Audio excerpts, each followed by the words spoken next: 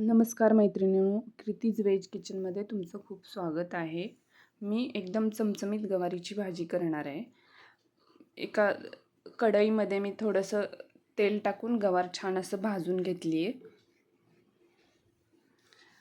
छान भाजून घेतल्यानंतर ती काढून घ्यायची आणि त्याच कढईमध्ये 1.5 चमचा तेल घातले आणि त्यामध्ये जिरे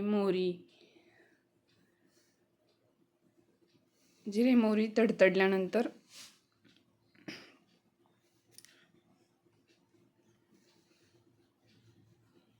कढीपत्ता टाकायचा आणि कांदा टाकायचा. लसूण आताच टाकायचं नाही, लसूण नंतर टाकायचं. गवार पण टाकायची त्यामध्ये. कांदा लाल झाला की गवार टाकायची आणि छान असं गवार ते परतून घ्यायचं. मग लसूण टाकायचं. छान लागते लसूण नंतर टाकल्यानंतर टेस्ट. मग काळा मसाला टाकायचा, थोडंसं लाल पावडर टाकायची.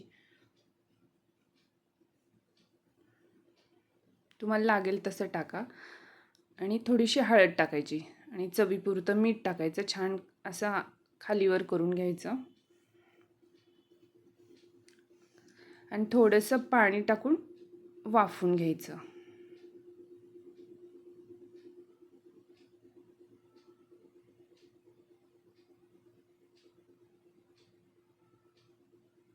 छान असं वाफून घेतल्यानंतर त्यामध्ये शेंगदाण्याचं कूट घालायचं.